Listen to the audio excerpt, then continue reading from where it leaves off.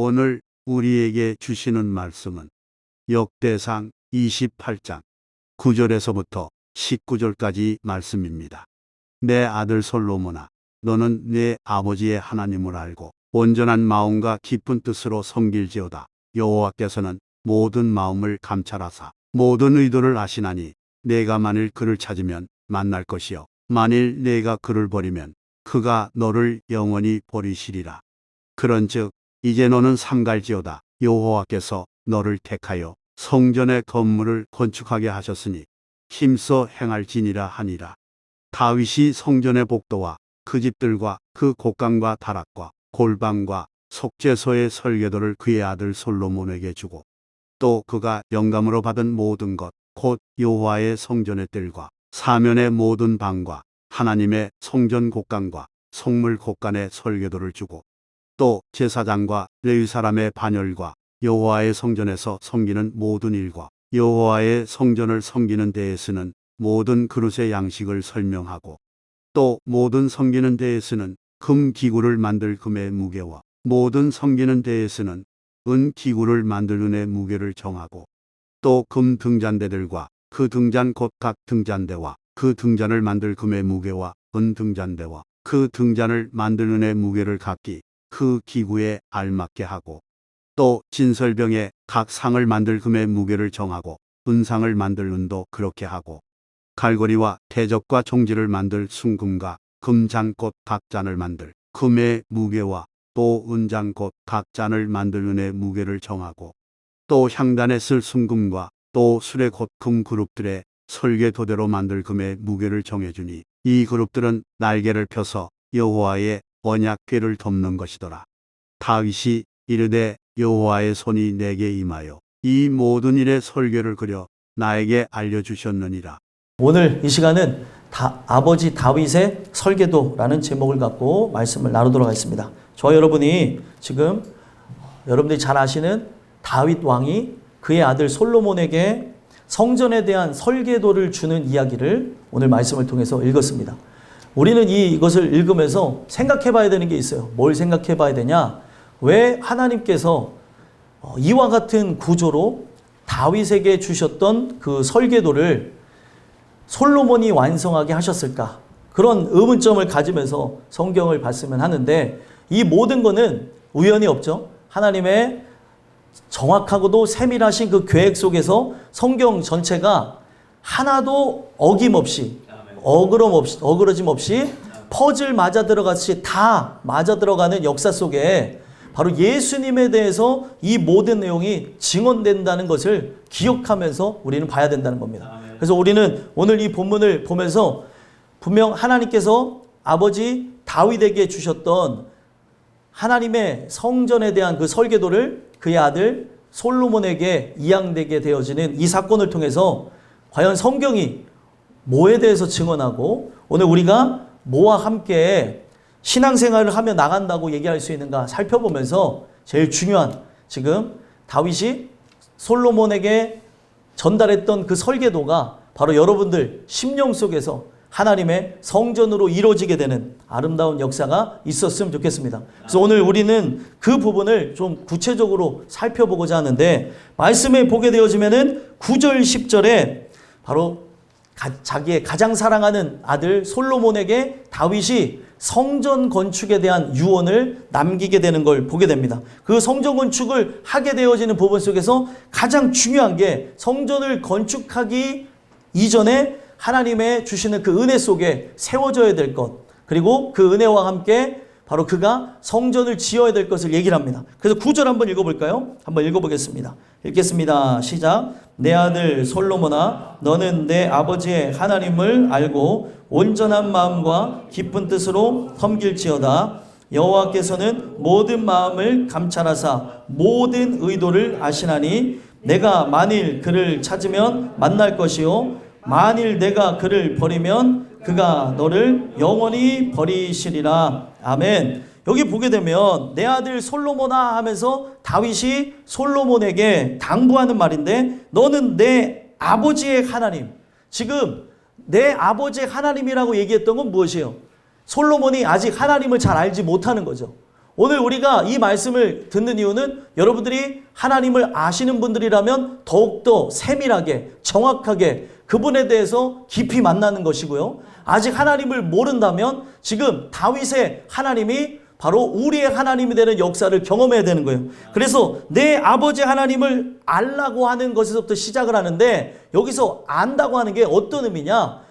나 그 사람 알아. 그 사람 안다는 것은 그 사람과의 어떤 관계가 있다는 걸 얘기하는 거잖아요. 그래서 일단은 그 사람과의 관계의 기본은 무엇이냐면 직접 보아서 그 사람을 만난다는 거예요. 그래서 여기서 안다라고 하는 거는 하나님을 만났다는 거죠. 인격적으로. 너의 인생에 가장 중요한 것은 하나님을 인격적으로 만나는 거다. 그러기 위해서는 우리가 어떻게 하나님을 만날 수 있대요? 모든 사람이 죄를 범하였으면 하나님의 영광에 이른대요? 못 이른대요?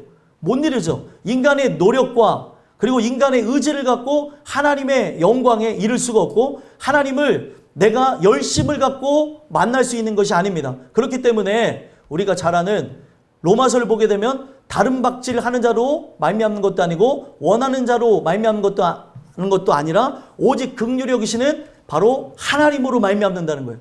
하나님께 이 모든 주권이 있다는 거죠. 그러면 우리가 지금 이런 당부의 내용을 들으면서 관심을 가져야 되는 건 뭐예요? 하나님, 바로 다윗이 만난 하나님을 저도 만나길 원합니다. 주님 만나게 하옵소서. 제가 죄인이라서 제가 부족하여서 당신의 모든 의도를 알지 못합니다. 만나게 하옵소서 라고 하면서 우리가 죄인 되어진 그런 입장을 가지고 하나님을 만나기를 소망하면서 긍휼을 구하면 하나님께서 과거에도 만나주셨던 것처럼 지금도 만나주실 것이고 앞으로도 만나주실 것이라 믿습니다. 그래서 여기서 하나님을 안다라고 하는 것은 추상적인 게 아니에요. 여기 앞에 은진이가 있습니다. 은진이는 저를 알아요. 저도 은진이를 알아요. 왜 아냐? 오랫동안 봐왔던 사이예요. 오랫동안 제가 어렸을 적부터 봐가지고 지금 청년이 되기까지 이 아이가 어떻게 성장했는지에 대한 모든 부분을 제가 다 알아요. 그러다 보니까 이 친구가 육신의 아버지가 있지만 저를 아버지처럼 생각하겠다고 하는 그런 부분이 있어요. 제가 이 부분에서 안다라고 하는 거는 인격적인 어떤 관계가 있다는 거죠. 지금 하나님을 안다라고 하는 거는 그냥 한두 번 봤다는 것이 아니라 그분의 성전과 그리고 그분의 뜻과 그분이 바라시는 것이 무엇인지를 알게 되어지는, 그러니까 하나 되어진 상태를 얘기하는 거예요. 그래서 여기서 알다라고 하는 것은 그냥 사전적 의미의 알다가 아니라 함께 교감을 나누며 교통하는 사이. 그래서 예를 들면 하나님은 어떤 하나님이요? 머리가 되시고 우리는 몸체가 되어진 존재를 바로 하나님을 알았다라고 얘기하는 거예요. 그래서 우리가 인생을 살아가면서 가장 중요한 게 무엇이에요? 이스라엘 백성이 멸망한 이유는 바로 하나님을 아는 지식이 없어서 멸망한 겁니다. 그들은 종교가 뭐였어요? 쉽게 얘기하면은 여호와를 믿는 종교를 가졌어요. 하지만 하나님을 아는 지식이 없어서 멸망했다는 거예요. 오늘날도 교회가 그리고 사람이 타락하는 이유가 뭔지 아십니까?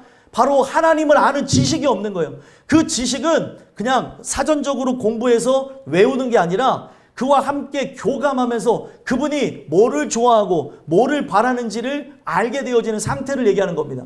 저는 이런 모든 것이 가능하라고 우리에게 성경을 주셨고 그리고 제 입술을 통해서 전달되어지는 하나님의 말씀이 존재합니다. 이 말씀과 성경을 통해서 하나님을 알게 되어지는 귀한 은혜가 여러분 모두에게 있었으면 좋겠습니다. 그래서 하나님을 알게 되어졌어요. 그러면 어떻게 되어져요? 우리가 죄인이라는 것, 나는 그분과 하나 되어야 될 존재라는 것, 그분과 함께 연합하지 않으면 안 된다는 걸 알게 되면서 이제는 거듭난 상태로 새로운 존재가 되는 거예요. 그러면 거듭나야지만 어떻게 되어져요? 온전한 마음과 깊은 뜻으로 섬길 수가 있는 거예요. 거듭나지 않으니까 열심히 하다가 삐딱선 타는 거고 직분이 있는 것 같아도 이 직분은 허울 뿐인 게, 중요한 거는 이 직분을 주신 목적은 정말 진정한 예배자로 하나님께 영광을 돌리라는 겁니다. 근데 그 직분의 허울에 가리워져서 내가 누구인지는 바라보지 못하고 항상 하나님의 말씀에 거하지 않다 보니까 어떻게 되어져요? 잘하는 것처럼 하다가 종교심으로 열심히 하다가 삐딱선을 타는 거예요. 목회자도 삐딱선 타고 성도도 삐딱선 타고. 왜 그러냐? 거듭나지 않았기 때문에 온전한 마음이 없는 거예요. 저는 여러분들이 거듭났다고 한다면 더욱더 바로 여호와를 아는 지식이 충만케 되어져서 바로 그분에 대한 그런 그냥 정보를 여러분들이 습득하는 것이 아니라 그분과의 교감을 통해서 그분의 깊은 것을 통달케 되어지는 은혜가 여러분들 모두에게 있었으면 좋겠습니다. 그래서 거듭난 자가 얻게 되는 게 무엇이에요? 온전한 마음.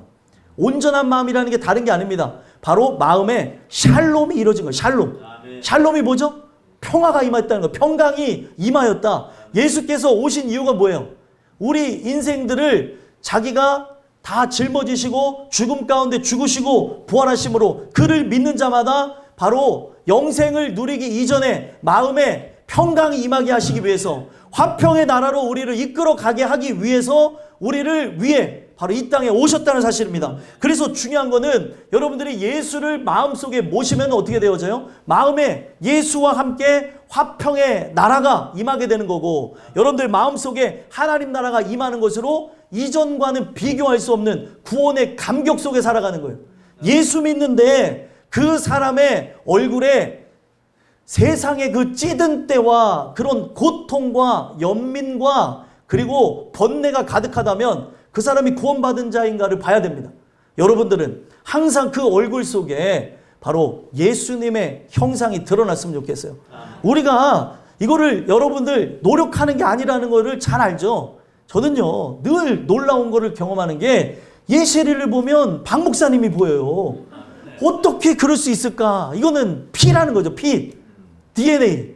그러니까 중요한 거는 내가 거듭났으면 여러분들의 노력이 아니라 내가 바로 하나님의 은혜를 통해서 거듭났으면 하나님을 닮아갈 수밖에 없는 거예요. 나의 삶의 목적과 이유가 바뀌어진다는 거죠. 그래서 여러분들에게 제가 늘 십자가를 강조하는 것은 십자가 밑에 나간 자, 나는 이제 죄인으로서 가망이 없습니다라고 항복하며 나간 자가 거기서 새로 태어나는 거예요. 그래야 거기서 뭘 얻어요? 온전한 마음을 얻게 되는 거죠. 이제는 먹든지 마시든지 무엇을 하든지 뭘 위해 살아가요? 하나님의 영광을 위해서. 오직 하나님의 기쁘신 뜻을 위해서 살아가는 거예요. 목적이 뭐냐는 거죠. 목적. 오늘 예배를 드리는 목적. 우리가 삶을 살아가는 목적. 다 하나님의 영광을 위해 살아가는 거예요. 근데 사람들이 보면은 돈이 목적입니까? 아니죠. 돈은 뭐예요? 수단이에요. 수단. 돈이 수단인데 돈이 목적이 되어서 나가는 사람이 있고 예배가 바로 수단 되어져서 나가는 사람들이 있는데 저는 오늘도 주시는 이 말씀을 통해서 온전한 마음을 바로 십자가 밑에서부터 다시 받게 되길 간절히 소망합니다. 그래서 그 온전한 마음으로 바뀌어진 자가 이제는 뭘 위해서 나가요? 주체할 수 없는 감격 속에 그 기쁜 뜻을 섬기면서 나가게 된다는 거죠. 기쁜 뜻으로 섬길지어다. 그래서 이전에는 내가 왕이었어요. 내가 왕이라고 하는 게 무엇이에요? 내 마음대로 내 뜻대로 내 주권대로 사니까 왕이라고 얘기하는 거예요. 근데 은혜를 받으면 뭐예요? 하나님의 종이 되는 거죠. 그의 기르시는 양이 된다는 거예요. 근데 여러분들이 진짜 은혜가 충만하다고 하는데도 내 마음대로 내 뜻대로 살아간다면 이 사람은 거듭남이 있는 거예요? 없는 거예요?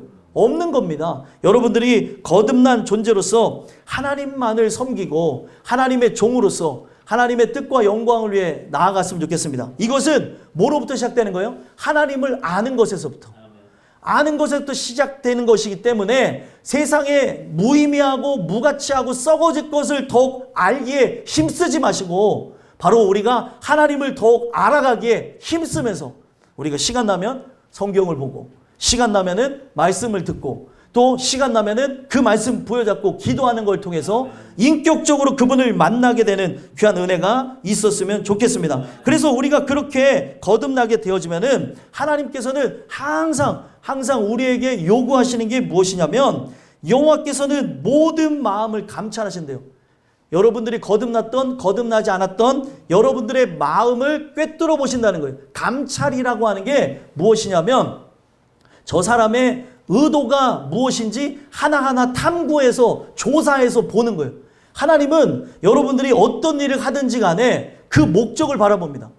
예배를 어떤 사람이 일찍 나왔어요. 일찍 나온 이유가 다른 것이 아니고 세상에서 놀고 먹고 마시기 위함인가 이것도 보고 계시는 거고 오늘 내가 이 예배를 드릴 때 내 마음은 저기 콩밭에 가 있는가 무언가 하나님은 다 꿰뚫어 보신다는 거예요. 그 마음을 감찰하신다라고 하는 이걸 통해서 우리가 뭘 봐야 되는 거냐면 하나님이 내 마음을 탐구하여 보듯이 바로 내가 하나님의 그 은혜 속에 거듭난 자, 거듭날 자라고 하면은 우리에게서 어떤 일이 일어날까요? 하나님을 찾게 된다는 거예요. 그래서 여기 감찰이라는 단어와 바로 내가 만일 그를 찾으면 찾다라고 하는 단어가 같은 거예요. 그러니까 하나님은 항상 나의 뭐를 보세요? 모든 의도를 파악하시죠. 내 마음의 생각을 하나님께서 확인하신다는 거예요. 의도라고 하는 게 다른 것이 아니에요. 생각의 형태를 살펴보겠다는 거예요. 이 사람이 어떤 생각을 하는지, 저 사람이 어떤 생각을 하는지를 살펴보셔서 우리의 모든 삶의 의도가 먹든지 마시든지 무엇을 하든지 하나님의 영광을 위해서 나가는지를 살펴보겠다는 거예요. 그래서 이게 왜 중요하냐면 여러분들이 정말 은혜 안에 거하는 자가 맞다면 우리에게서 나타나는 게 뭐예요? 그를 찾는 역사가 일어나는 거예요. 그래서 찾는다는 게 그냥 추상적인 단어가 아니라 항상 성경에서 예수를 발견하고 우리의 삶 속에서 예수를 발견하고 말씀을 통해 바로 주님의 음성을 듣고 제가 사람으로 여기에서 서서 여러분들에게 하나님 말씀을 대언하잖아요. 근데 하나님 말씀을 이 대언할 때 사람의 말로, 사람이 서 있으니까 사람의 말로 듣는 것이 아니라 하나님의 말씀으로 들음으로 여러분들의 삶의 변화가 나타나야 되는 거예요. 이거는 바로 구원받을 자에게 나타나는 현상인 거예요. 찾으라고 해도 어떤 사람은 찾지를 않아요. 왜 그렇습니까? 보아라고 생각하지 않으니까 찾지를 않는 거죠. 보아라고 생각하면 우리가 구원에 대해서 목마르고 이 구원을 꼭 얻고자 하는 바람이 있다면 그 사람은 얻기까지 찾습니다. 근데 기독교가 몰락하는 이유는 구원이 어떻게 되어진 거예요? 그냥 추상적으로 바뀌어버린 거예요. 이 구원은 진짜 예수님과 함께 동행하고 바로 하나님 나라가 임한 자로 이 땅 가운데서 살아가는 것뿐만 아니라 그렇게 하나님 나라가 임한 자가 천국에 들어가는 거죠. 오늘날 왜 여러분들이 불안해하고 왜 근심하고 걱정하고 살아갑니까? 내 안에 예수로 충만하지 않아서 그런 거예요. 예수로 충만하면 모든 근심과 걱정, 염려, 괴뢰 생각들이 다 사라질 줄 믿습니다.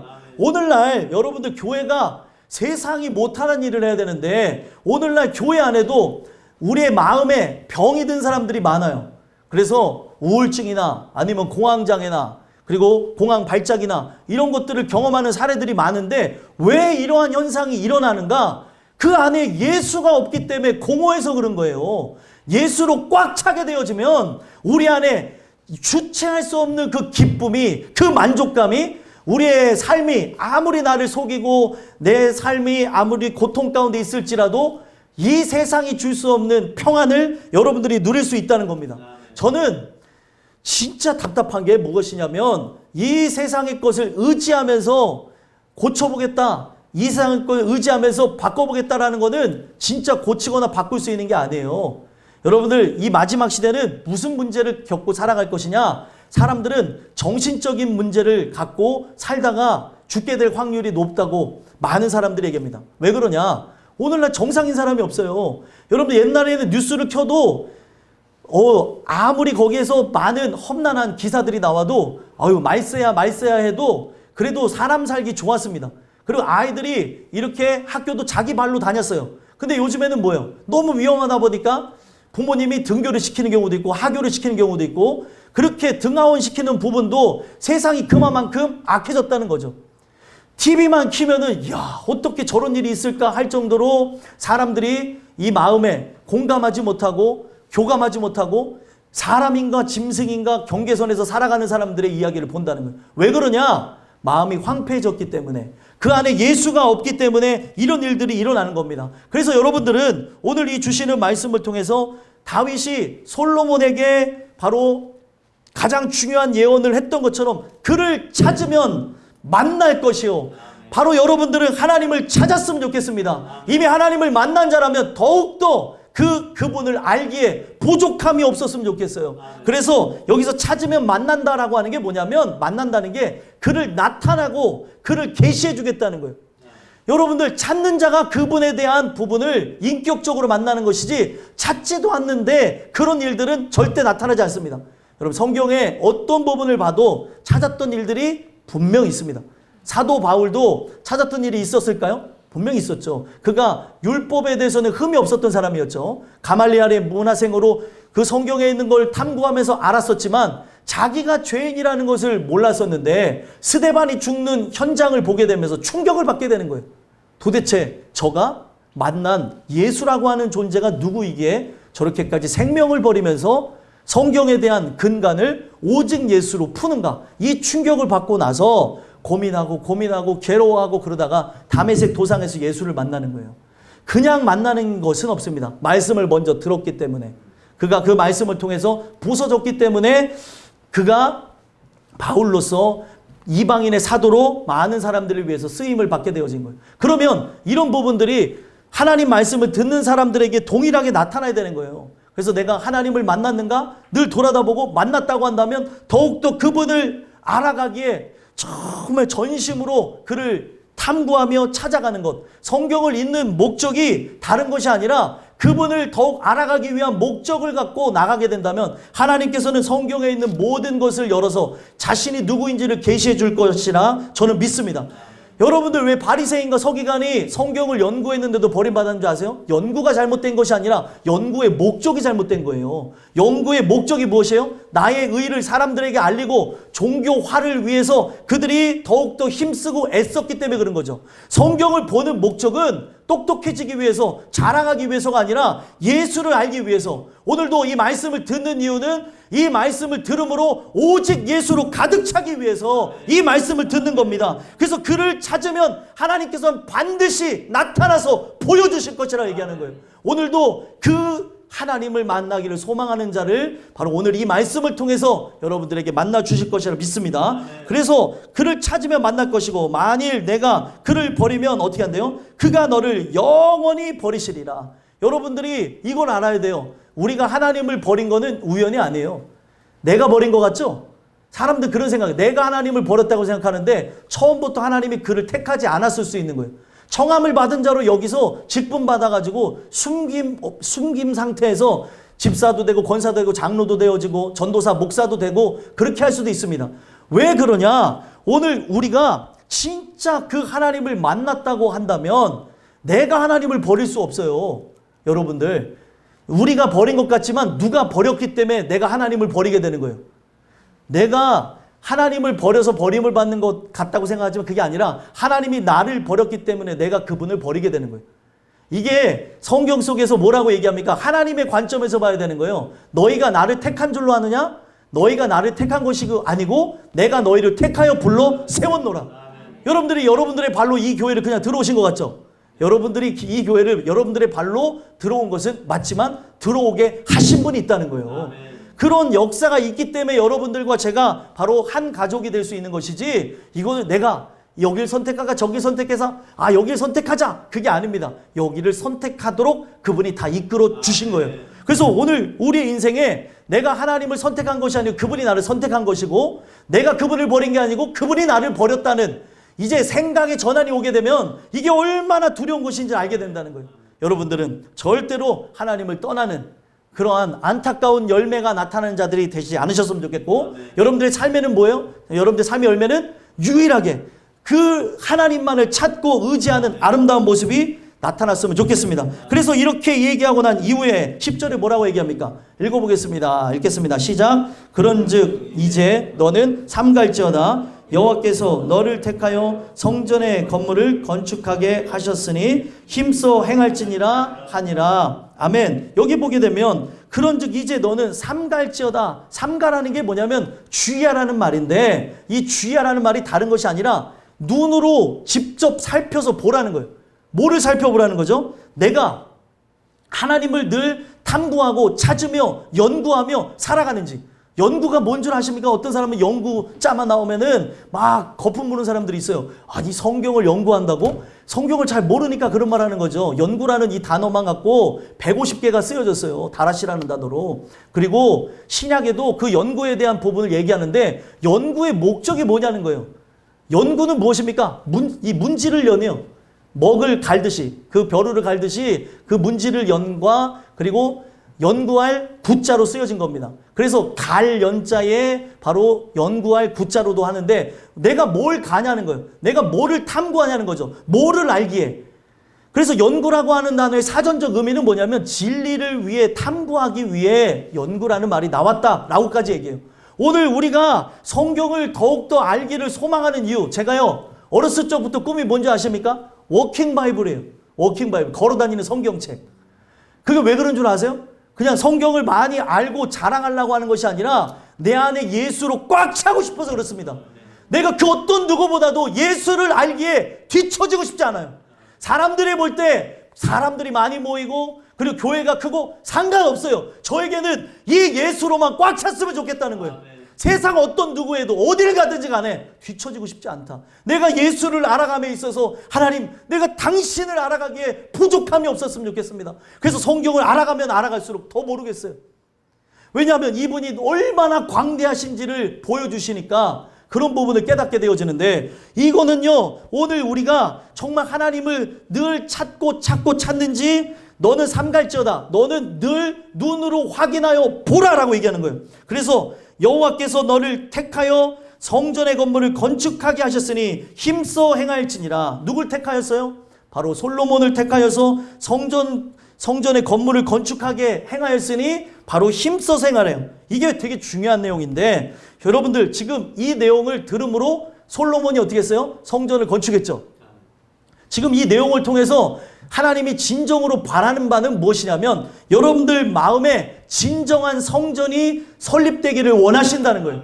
그래서 바로 여러분들이 택함을 받은 존재로서 내 안에 하나님의 참된 성전이 세워져야 되는 거예요. 너희가 하나님의 성전인 것과 바로 하나님의 그 성령이 너희 안에 거하시는 것을 알지 못하느냐. 오늘 우리의 마음속에 세워져야 되는 것은 바로 하나님의 나라요, 하나님의 성전인 줄 믿습니다. 그렇기 때문에 여러분들 이 내용은 솔로몬에게만 한 내용이 아니고 오늘 우리에게까지 하나님께서는 다 이것을 의도하시고 계획하신 바 되어져서 여러분들에게 주셨다는 사실입니다. 그래서 여러분들은 뭐예요? 이 안에 바로 하나님 나라가 임하도록 성전이 건축되도록 힘써 행해야 된다는 거예요. 그러면 여기서 질문을 드립니다. 힘써 행한다고 해서 이거는 어떤 의미를 갖고 있어요? 막 내 안에 성전이 임해야 된다고 해서 나의 노력과 의지로 하라는 거예요? 아니죠. 하나님의 전적인 그 역사를 바라보면서 긍휼을 구하라는 거예요. 하나님, 바로 예수 그리스도를 내 안에 보내셔서 역사하여 주시옵소서. 여러분들 베들레헴 얘기가 역사적으로는 2000년 전에 바로 예수님이 나신 그 이야기를 할 수 있는 장소로 쓸 수 있지만 그 얘기가 적혀진 거는 베들레헴이 어떤 장소예요?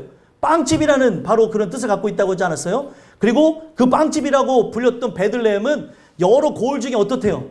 가장 작다고 얘기해요. 그러면 성경이 이걸 괜히 써놓은 게 아니라 여러분들이 바로 가장 낮아진 존재, 바로 내가 죄인 중에 괴수요, 은혜 아니면 살 수 없습니다 라고 낮아진 그 심령 가운데 예수가 오시겠다는 거예요. 그래서 성탄절에 바로 베들레헴의 구주가 나신 게 중요한 게 아니라 진짜 나의 심령이 베들레헴처럼 되어져서 정말 나는 당신의 하늘의 떡을 사모합니다, 하늘의 만나를 사모합니다 라고 하는 그 심령 가운데 예수가 오시겠다는 거예요.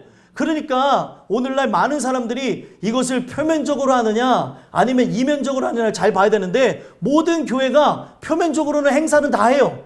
근데 이면적으로 그 안에 예수가 진짜 오시는 그 역사에 대해서는 관심이 없고, 주인공이 진짜 예수님인지 아니면 산타크로스인지 아니면은 이 세상에 어떤 사람들과의 기쁨의 날이라면서 선물 주는 날인지, 아니 여러분들 진정한 선물은 예수가 선물이에요. 근데 그날에 뭐 사람들 간에 정을 나누는 건 좋지만 본래 의도되어진 그 뜻이 퇴색되어지면 그날은 여러분들 타락한 날이 되는 거예요. 오늘 우리가 이 말씀을 통해 살펴봐야 되는 것은, 이거는 분명히 표면적으로 이야기하는 분명히 스토리 라인이 있지만 이 표면적인 이야기를 통해서 이면적인 바로 내 안에 참된 성전이 세워지게 되기를 원하신다는 거예요. 그래서 이스라엘 역사를 보게 되면 중요한 게 있습니다. 뭐가 중요하냐면 먼저 택한 백성이잖아요. 먼저 택한 백성이니까 그들에게는 먼저 표면적인 거, 그것을 먼저 보여주고 이 표면적인 성전과 그리고 성벽을 세우는 걸 통해서 이면적인 성전과 성벽을 세우는 것을 하나님은 가르쳐줬다는 거죠. 그래서 오늘 이 내용이 왜 중요하냐면 솔로몬은 이것을 어떻게 받아들이며 나갔습니까? 하나님의 말씀으로 받아들이면서 지금 11절에서부터 19절까지 내용을 이제 보게 되어지면은 이 내용은 누가 누구에게 주셨어요? 하나님이 다윗에게 준 그대로 그 설계도대로 그대로 지켜나가는 부분을 본다는 거예요. 그래서 11절, 12절 설계도에 대한 내용 한번 읽어보겠습니다. 읽겠습니다. 시작. 다윗이 성전의 복도와 그 집들과 그 곡간과 다락과 골방과 속죄소의 설계도를 그의 아들 솔로몬에게 주고 또 그가 영감으로 받은 모든 것 곧 여호와의 성전의 뜰과 사면의 모든 방과 하나님의 성전 곡간과 성물 곡간의 설계도를 주고 아멘. 여기서 설계도라는 말이 등장하죠. 설계도를 하나님이 누구에게 줬어요? 다윗에게 줬고 다윗이 이 설계도를 누구에게 줬습니까? 솔로몬에게 줬다는 거예요. 여러분들 지금 표면적으로 뭐를 세우는 이야기를 하고 있어요? 표면적으로 예루살렘 성전을 세워야 될 이야기를 하고 있는 거예요. 근데 이 표면적으로 예루살렘 성전을 세우는 이야기를 통해서 하나님이 진짜 하고 싶은 내용이 있어요. 하나님이 진짜 바라시는 거. 자, 그들은 이 성전을 통해서 하나님을 만나고 긍휼의 집으로 나가야 되는데 우상의 집으로 바꿔버린 거예요.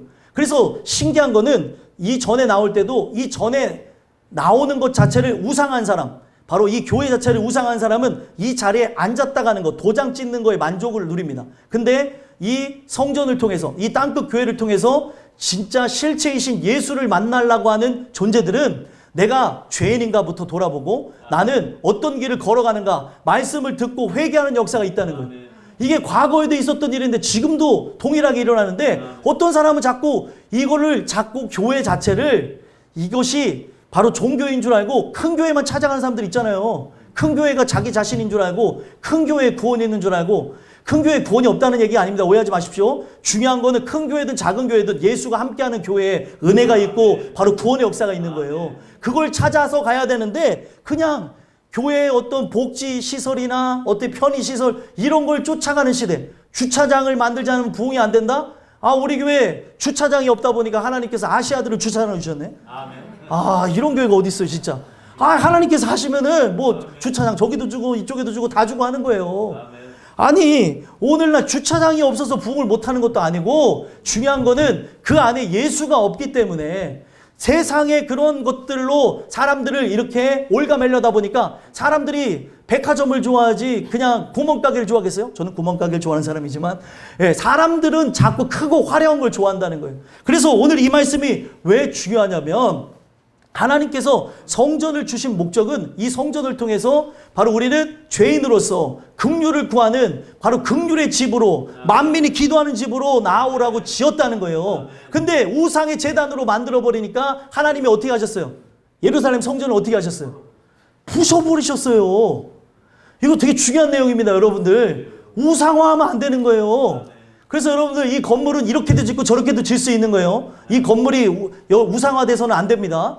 이 성전이 바로 이 교회가 의미가 있는 것은 하나님이 함께 하시기 때문에 의미가 있는 것이지 건물 자체를 막 거룩하게 짓는다고 해서 거기에 들어가면 거룩이 임하는 게 아니에요. 이런 것 때문에 막 서로 막 전쟁을 일으키고 이슬람이 막 차지하려고 그러고 막 기독교가 차지하려면 싸우는데 그러니까 하나님이 어떻게 해요?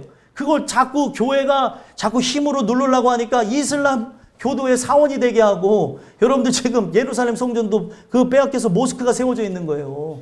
오늘 이런 부분들을 왜 살펴봐야 되냐? 하나님이 진짜 바라시는 건 뭐예요? 우리가 스가랴에서도 얘기를 하고 있는데 스가랴서에 바로 그들이 정말 대망하면서 기도했던 게 뭐예요?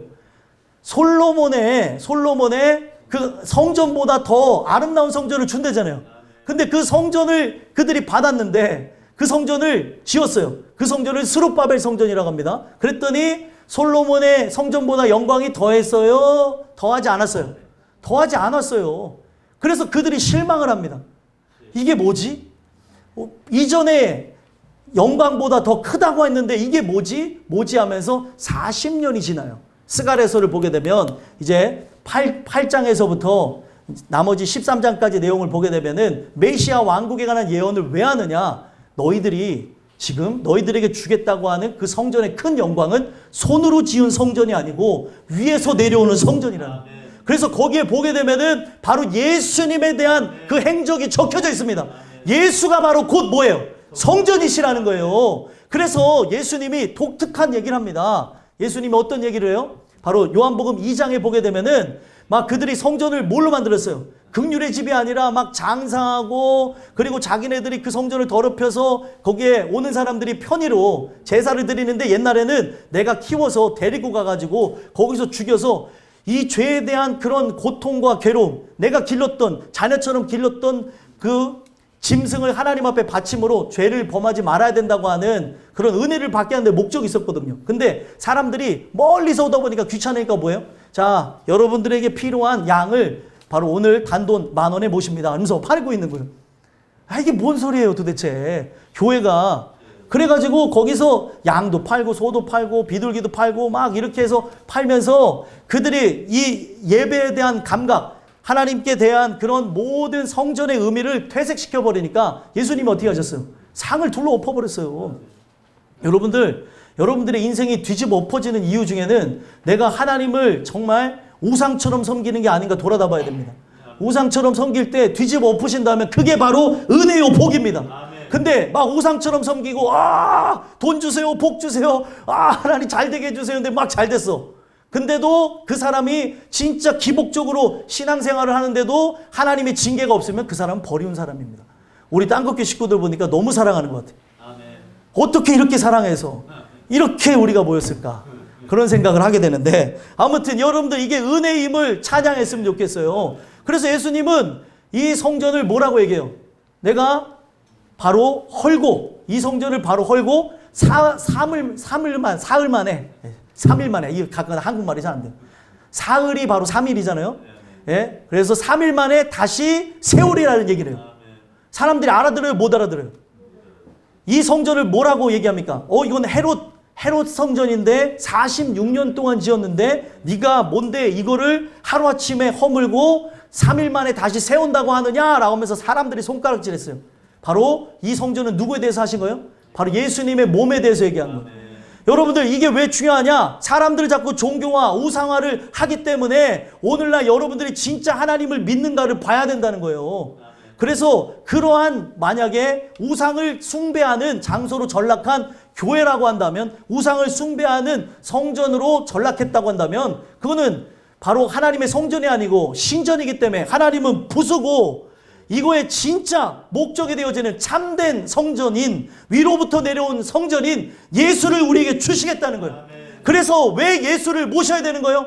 바로 그가 바로 내 안에 들어와 나와 함께 더불어 먹고 마시며 바로 영생 복락을 누리는 참된 영생이 시작돼야 되기 때문에 바로 예수가 내 안에 들어오셔야 그 성전을 통해 하나님이 내 안에 함께 계시기 때문에 그렇습니다. 그렇기 때문에 이 세상의 종교로 만들었던 그 성전은 다 하나님께서 헐어버린 거예요. 그리고 나서 내가 3일 만에 다시 일으켜 세우겠다라고 얘기합니다.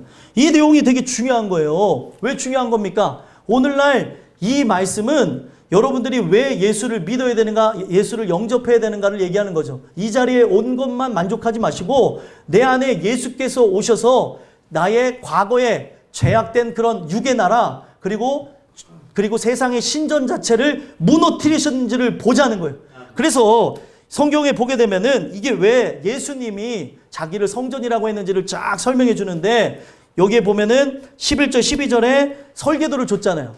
성경이 다 누구에 대해서 얘기를 한대요? 예수님에 대해서 얘기한대요. 그 예수님에 대해서 다 얘기를 하는데 예수님이 아주 독특한 얘기를 하죠. 예수님이 어떤 얘기를 해요? 십자가 선상에서 돌아가실 때 마지막으로 하신 말이 뭐예요? 다 이루었도다. 왜 다 이루었도다라고 얘기하는 거예요? 뭐 우리가 표면적으로는 율법 완성이라는 걸 알아요. 다 이뤘다라고 하는 거는 설계 도면대로 이 설계 도면이라는 게 뭐냐면 바로 성경이 설계 도면입니다. 하나님 말씀 그대로 내가 순종함으로 아버지의 뜻을 이루며 이 땅 가운데 하나님의 성전을 세웠습니다. 이 얘기를 하는 거예요. 그래서 그가 다 이뤘다는 말을 하는 거고 우리는 그분을 믿기만 하면 하나님의 성전이 내 안에 들어와 살아 역사하시는 겁니다.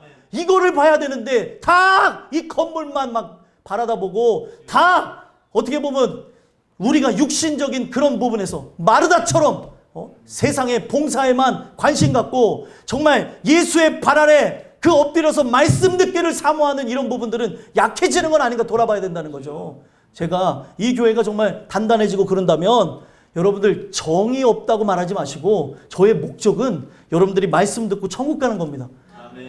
정이 없다는 말을 제가 먼저 이렇게 얘기한 거는 제가 할 수만 있으면은 우리 교인들이 이 예배만 드리는 걸 집중하게 하고 싶어요. 예배만 드리는 거. 얼마나 고생해요. 그리고 막 여러분들이 아프고 뭐 하고 하다 보니까 식사 준비하는 거 자체가 이게 고민거리가 되는 거예요.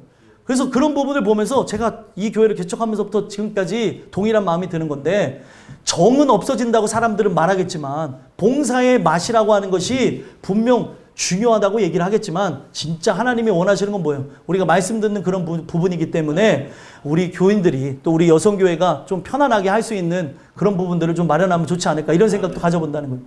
그걸 뭐 하고 안 하고 중요한 거는 아닌데 제 마음이 그렇다는 거죠. 우리가 오로지 하나님께만 집중하도록 하는, 나의 모든 그런 부분들이 하나님만을 바라보며 나가는, 그리고 우리가 주일날에 정말 하나님만을 기뻐 예배하는 거에만 초점을 두고 나가는 그런 부분들이 이루어지는 그날이 왔으면 좋겠다고 생각하는 거예요. 그래서 이 성경에 있는 모든 내용이 바로 예수님이 바로 이 땅 가운데 오셔서 우리의 모든 죄를 담당하시고 죽음으로 세상의 모든 죄악된 성전들, 바로 우리가 죄악된 성전이었잖아요. 그 성전들을 다 허무시고 그가 다시 세우신다는 거예요. 그래서 그를 믿으면 바로 그 부활케 하신 하나님의 그 역사가 여러분들도 동일하게 진행되어지면서 여러분들은 이제는 예전과는 다른 존재로 새롭게 태어나게 되는 거예요. 그래서 오늘도 이 메시지가 왜 중요하냐면, 성경은 이 얘기를 하게 되면서 바로 예수님께서 다 이루셨다라고 얘기하고, 누가복음 24장에도 보게 되면은 모든 성경이 나에 대해서 증언하고 있다는 거예요. 그래서 우리가 이것을 통해서 예수님의 그 죽으심과 그 부활하심에 참여케 되어지면은 다 이루었다라고 얘기를 하는 거죠. 그래서 오늘 이 메시지가 여러분들에 들려져서 저는 이 13절에서부터 18절까지 내용을 보게 되면은 이 설계도에 대한 설명, 어떤 것을 만들어 나가는가에 대한 모든 부분인데, 이것이 역사적으로는 바로 예루살렘 성전이 이루어지는 것으로 이 부분이 분명 하나님이 받으셨고, 이걸 통해서 진짜 원하는 건 뭐예요? 우리 안에, 내 안에 바로 예수님이라고 하는 분이 바로 아름답게 세워지는 것을 하나님은 원하신다는 거예요. 그래서 마지막 19절에 뭐라고 얘기합니까? 한번 읽어보겠습니다. 읽겠습니다. 시작. 다윗이 이르되 여호와의 손이 내게 임하여 이 모든 일의 설계를 그려 나에게 알려주셨느니라. 아멘. 여호와의 손이 내게 임하여 이 모든 일의 설계를 그려 나에게 알게 하셨다. 누구에게 알게 하셨어요? 다윗에게 알게 했고, 다윗에게 알게 한 이것을 누구에게 전달했습니까? 바로 솔로몬에게 전달했습니다. 중요한 거는 여기 다윗과 솔로몬의 관계 속에서 우리가 또 봐야 되는 게 뭐예요? 다윗은 우리 바로 성부 하나님에 대한 역사를 상징하는 거고, 지금 이 성전을 이제 만드는 솔로몬은 우리 성자 예수 그리스도를 상징합니다. 근데 이 모든 거를 진행하실 때 성부 하나님, 그리고 성자 하나님, 성령 하나님의 삼위일체의 그 사역에 그 꽃과 그리고 클라이막스가 무엇이냐면 예수님의 죽으심이라는 거예요. 그가 죽으셔야 어떻게 되는 거예요? 다시 세워지는 거예요.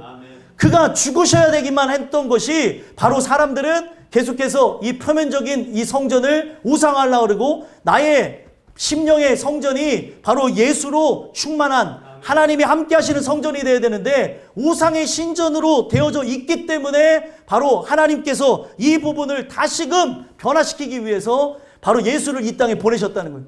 그래서 저는 오늘 나눈 이 말씀을 통해서 여러분들을 점검해보고 생각해봤으면 좋겠어요. 내 안에 예수가 살아계시는가? 그가 오셔서 나의 모든 세상의 나라는 다 무너뜨리시고 세상의 성전은 무너뜨리고, 우리가 뭐라고 얘기해요? 사도 바울이 너희가 하나님의 성전이라고 얘기하잖아요.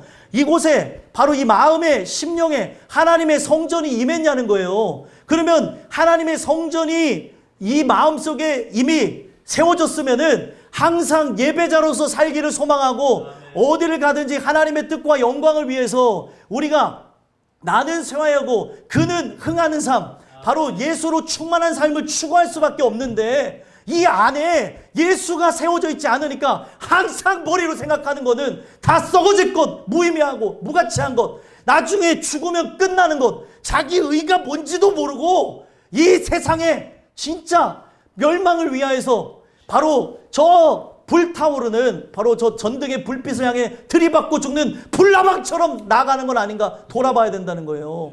오늘 우리가 뭘 위해서 나가냐는 거예요. 도대체 오늘날 왜 아이들이 타락합니까? 왜 교회를 떠납니까? 오늘날 그래서 제가 늘 기도하는 게 부모가 예수 믿지 않으면 아이들은 힘들어요. 그 부모가 교회 나가지 마 하면 그날부터 못 나와요. 그리고 또 그 아이들이 진짜 예수 만나기를 소망하며 나가는데 이들 속에 뭐가 차 있는 줄 아십니까? 다 사탄에 대한 생각, 세상 문화에 대한 썩어질 거에 대한 생각이 있다는 거예요. 오늘 우리가 여러분들 왜 타락하는 줄 아십니까? 교회에 있던 사람들이 타락하는 이유는 말씀을 듣지 않아서 타락하는 거예요. 그래서 말씀을 들을 때 눈빛만 봐도 저 사람이 나중에 무너질지 아니면은 타락하여서 한 바퀴 돌고 돌아올지 아니면 이 부분을 못 돌아오게 되는 건 아닐지 그런 부분들에 확신이 든다는 걸 설교를 하다 보면 여러분들이 눈이 어떤지를 보기만 하면은 알 수 있다니까요. 거짓말이 아니라니까요. 왜 저 사람이 교회도 잘 나오다가 저분이 직분자인데 저 아이가 나중에 커서 뭐 된다고 하지 않았어요?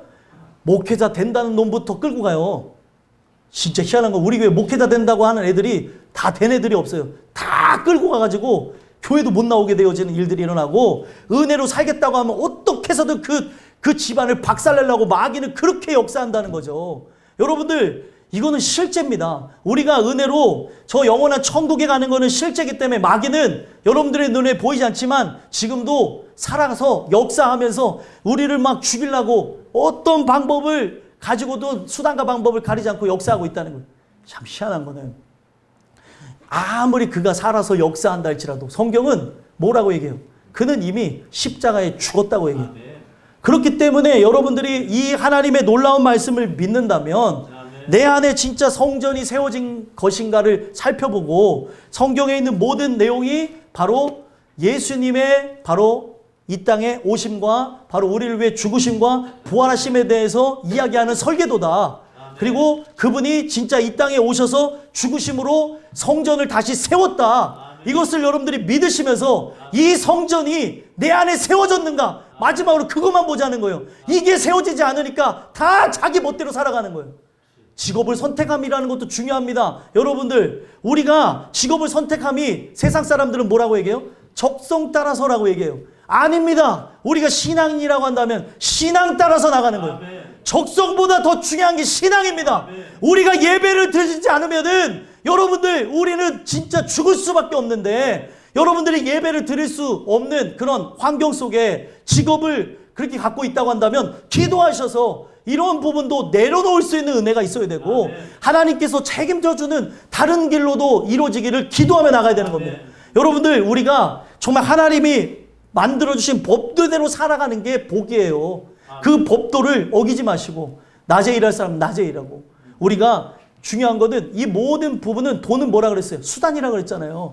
그렇기 때문에 돈을 버시는 것에 좀 반대하지 않습니다. 우리가 주님을 기다리는 데 있어서 당연히 해야 되는 부분이에요. 하지만 돈이 목적이 되어져서 또 내 적성이 나의 의가 하나님의 영광과 반박되어져서 내 의를 드높인다고 하면서 불신자가 되어지거나 세상에 그 하나님을 예배하는 그 예배자에서 멀어지는 일이 없었으면 좋겠다는 거예요. 오늘 이 메시지가 여러분들한테 새겨져서 하나님의 성전이 바로 예수 그리스도의 죽으심과 부활하심이 여러분들 안에 실제가 되어지는 걸 통해서 바로 세상의 나라는 무너지고 내 안에서 무너지고 바로 여러분들 안에서 하나님 나라가 세워지고 하나님의 성전이 여러분들 자신이 되어지면서 바로 그 성전에 계신 분이 누구십니까? 임자여 계신 분이 바로 예수 그리스도입니다. 그 예수 그리스도와 함께 영원한 천국을 소망하며 나가는 저와 여러분들이 되기를 간절히 소망합니다. 기도하겠습니다.